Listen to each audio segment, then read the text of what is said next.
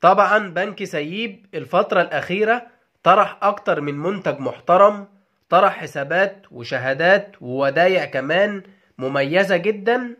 فاحنا في الحلقة دي هنلم لك كل الحاجات المميزة اللي طرحها بنك سييب. فتعالى في الحلقة ديت نقول لك كل ما يخص بنك سييب بحيث تبقى لامم كل حاجة في حلقة واحدة. يلا بينا.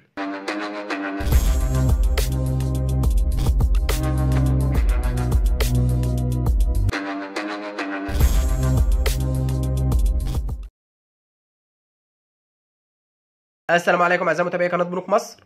قبل ما نخش في موضوع الحلقه بنستاذن حضراتكم لو بتتفرجوا علينا ولسه مش مشتركين في القناه تنزلوا تشتركوا في القناه وتفعلوا خاصيه الجرس على الكل عشان نصلكم كل الاحداث والحلقات الجديده خلال الفتره الجايه لانها مهمه جدا. وطبعا اهم حاجه ما تنسوش تدعمونا باللايك على الحلقه. طبعا يا جماعه الحلقه ديت بناء على طلب ورغبات حضراتكم ان احنا نعمل حلقه مجمعه نجمع فيها اغلب الحاجات المميزه عن بنك سييب، وبالفعل احنا بنعمل الحلقه اهو. لكن قبل ما نخش في التفاصيل هنوضح بس ان الحاجات اللي احنا هنتكلم عليها في الحلقة دي مش كل المنتجات ومش كل مثلا الحسابات والشهادات والودايع في بنك سييب، اكيد في اكتر من كده بكتير. لكن احنا منقيين الحاجات الكويسة والمميزة اللي شايفين ان هي هتبقى مناسبة لحضراتكم، عشان طبعا نجيب كل اللي موجود في بنك سييب محتاجين حلقة مش اقل من ساعة. فدي افضل الحاجات اللي موجودة في البنك ويعتبر افضل الحاجات اللي اتطرحت مؤخرا. خلونا بقى نخش في التفاصيل على طول بتاعت بنك سييب، وانا حابب ابدأ باول حاجة وهي الحسابات. وافضل ما يميز البنك الحساب اللي طرحه مؤخرا، الحساب الاشهر والاميز وهو حساب سيطرة بلس. وركز بقى في الحساب عشان في تفصيلة جديدة هنقولك عليها عن الحلقة اللي عملناها مؤخرا عن الحساب. الحساب ده الحد الأدنى لفتحه هو 5000 جنيه، ولكن الحد الأدنى لاحتساب العائد عليه هو 15000 جنيه بس. وده من أهم ما يميز الحساب إن هو بيحسب لك الفايدة، وفايدة مميزة كمان من أول 15000 جنيه بس، مش بيقول لك 50 و100 و250 عشان يديك فايدة. العائد على الحساب ده بيتحسب على أقل رصيد مدين لحضرتك كمل الشهر. لازم الفلوس طالما الحساب شهري او سنوي مثلا لازم الفلوس تبقى يوم واحد في الشهر او قبل يوم واحد وتكمل ال30 يوم، تكمل الشهر كله. كان 30 تكمل ال30، 31 تكمل ال31، 29 28 وهكذا.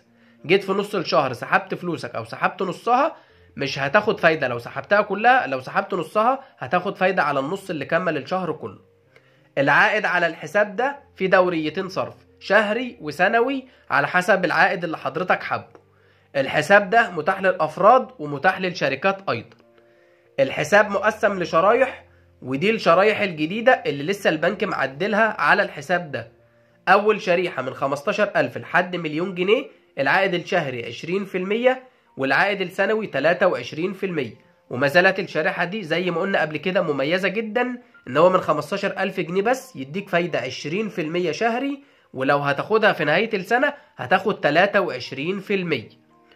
تاني دورية من مليون جنيه إلى أقل من 5 مليون جنيه الشهر 21%، السنة 24%. تالت شريحة من 5 مليون لأقل من 10 مليون الشهر 22%، السنوي 25%. رابع شريحة من 10 مليون جنيه لأقل من 15 مليون جنيه الشهر 22%، السنة 25%. الشريحة اللي بعد كده من 15 مليون إلى أقل من 20 مليون الشهر 22%، السنوي 26%. والشريحة قبل الأخيرة زي ما حضرتك شايف، والشريحة الأخيرة العائد السنوي عليها بيصل إلى 27%.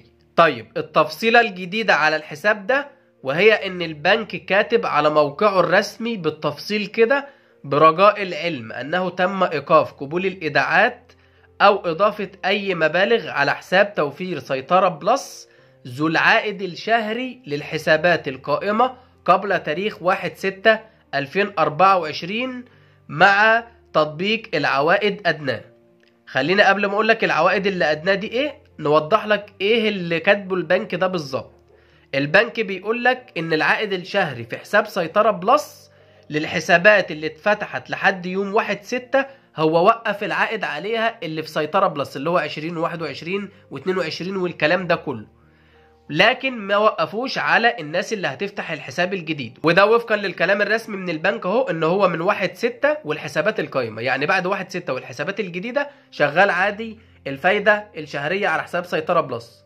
طيب الناس اللي فاتحه لحد 1/6 والحسابات قايمه سيطره بلس، ايه اللي هيتم معاها؟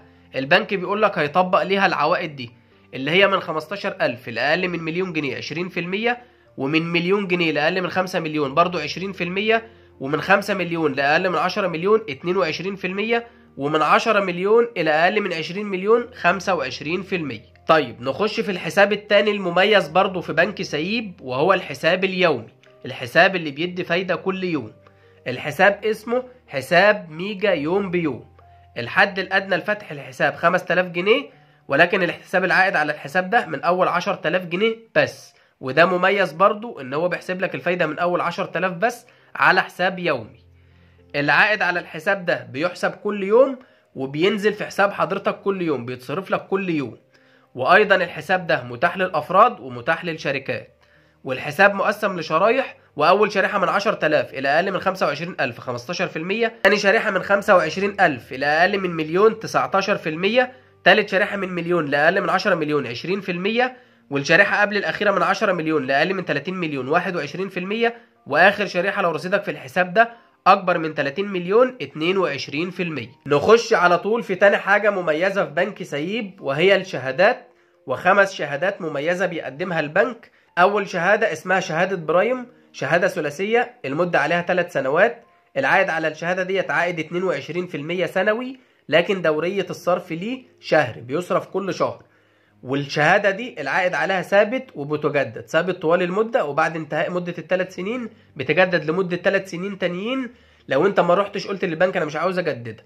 الحد الادنى لشراء الشهادة دي 1000 جنيه ومضاعفات ال1000 جنيه، والاسترداد عليها متاح بعد مرور 6 شهور، وايضا الاقتراض عليها متاح بنسبة تصل الى 90%. تاني شهادة في بنك سيب وهي اسمها شهادة اكسلنس، ايضا شهادة ثلاثية المدة عليها 3 سنوات، العائد عليها 22.5% سنوي، ولكن دورية الصرف ليها شهري، وايضا ثابتة وبتجدد. لكن الحد الادنى لشراء الشهادة دي هو مليون جنيه ومضاعفات ال1000 جنيه، والاسترداد بعد مرور 6 شهور، وايضا الاقتراض متاح عليه. تالت شهادة في بنك سيب وهي اسمها شهادة اكسلنس بلس، شهادة ثلاثية المدة عليها 3 سنوات، العائد عليها عائد 23% سنوي، وايضا بيصرف كل شهر، ولكن الحد الادنى لشرائها عالي شوية، عالي كتير كمان، 5 مليون جنيه ومضاعفات ال1000 جنيه، وايضا الاسترداد بعد مرور 6 شهور، وايضا الاقتراض متاح عليها بنسبة تصل الى 90%. نخش في رابع شهادة وهي الشهادات التانية بقى، الشهادات المتغيرة، والشهادة دي اسمها سيب 1. الشهادة ايضا شهادة ثلاثية المدة عليها 3 سنوات، العائد على الشهادة دي البنك بيقول لك هو متغير مع قرار البنك المركزي او سعر الايداع في البنك المركزي، واقل منه كمان 1%. يعني سعر الايداع في البنك المركزي دلوقتي 27.4%، فدي اقل ب1%، يبقى انت هتاخد عائد 26.4%. لكن اهم ما يميز الشهادة دي وهي دورية الصرف ليها يومي، بتاخد العائد كل يوم زي نفس التفصيلة اللي بتحصل في حساب اليوم بيوم، لكن دي شهادة. الحد الادنى لشراء الشهادة دي 1000 جنيه ومضاعفات ال1000 جنيه، والاسترداد متاح عليها بعد مرور 6 شهور، وايضا الاقتراض متاح عليها بنسبة تصل من 80 ل 90%. خامس شهادة وهي تاني شهادة من الشهادات المتغيرة وهي اسمها سيب برايم، ايضا شهادة ثلاثية المدة عليها 3 سنوات، العائد ايضا متغير مع قرار البنك المركزي سعر الايداع في البنك المركزي، لكن البنك بيقول لك هي فيها دوريتين صرف، فيها شهري وربع سنوي. لو هتختار الشهري هيبقى سعر الايداع في البنك المركزي ولكن اقل نص في المية، ولو هتختار الربع سنوي هتبقى سعر الايداع في البنك المركزي لكن اقل بربع في المية. يعني كده العائد على الشهادة دي بالنسبة للعائد الشهري هيبقى 26.75%، الربع سنوي هيبقى 27%. الحد الادنى لشراء الشهادة 1000 جنيه ومضاعفات ال1000 جنيه، وايضا الاسترداد عليها متاح بعد مرور 6 شهور، وايضا الاقتراض متاح عليها بنسبة تصل الى 80 ل 90% من بنك سيب. نخش في اخر حاجة مميزة في بنك سيب وهي الودايع. واول وديعة وهي اسمها وديعة سمارت، والوديعة دي لمدة شهر او لمدة 3 شهور او لمدة 6 شهور، هي وديعة قصيرة الاجل مميزة جدا. الحد الادنى لشراء اي وديعة من دول سواء لمدة شهر او 3 شهور او 6 شهور هي 150,000 جنيه. العائد بالنسبة لمدة الشهر 15.40%، مدة الثلاث شهور 15.5%، مدة الست شهور 15.60%. طبعا بالنسبة للشهر لو اخترته هتقسم هنا على 12، الربع سنة وهتقسم على 4، الست شهور هتقسم على 2. العائد بالنسبة لأي مدة من دول سواء الشهر أو الثلاث شهور أو الست شهور بيصرف كل شهر. تاني وديعة مميزة في بنك سيب وهي وديعة دولارية، والوديعة دي اسمها الوديعة المسية بالدولار الأمريكي. الوديعة دي لمدة 3 سنين، الحد الأدنى لشرائها $500 ومتاحة للأفراد وللشركات، والعائد عليها بيصل إلى 5.30% عائد سنوي. والاقتراض متاح على الوديعة دي بنفس العملة، يعني هتقترض بعملة الدولار، وأيضا الاسترداد عليها متاح بعد مرور 6 شهور. دي كده أغلب الحاجات المميزة في بنك سيب سواء حسابات أو شهادات أو ودايع. وبكده يكون عملنا حلقة أسوأ بالحلقة اللي عملناها بكل ما يخص البنك العربي الافريقي اللي قدام حضرتك دي، هسيبها لك في الوصف في التعليقات. وعملنا ايضا حلقه مجمعه عن بنك مصر الفروع الاسلاميه والخدمات المميزه والشهادات المميزه جدا اللي بدون عموله استرداد بيقدمها في الفروع الاسلاميه. برضو الحلقه دي هسيبها لك في الوصف في التعليقات، ارجعوا للحلقتين دول هيفيدوكم جدا. وطبعا لو عاوزين نفس الكلام بنك معين نتكلم عن اغلب الحاجات المميزه فيه، يا ريت تقولوا لنا في التعليقات اسم البنك ده اللي انتوا حابينه وهنتكلم عنه ان شاء الله في اقرب وقت ممكن. بس يا سيدي ده كده كان كل موضوع حلقتنا النهارده. اتمنى طبعا يكون الحلقه نالت اعجاب حضراتكم واستفدتوا منها ولو استفاده بسيطه. ما تنسوش طبعا تنزلوا تشتركوا في القناه، ما تنسوش اللايك على الحلقه، ونشوفكم ان شاء الله في حلقه جديده. شكرا.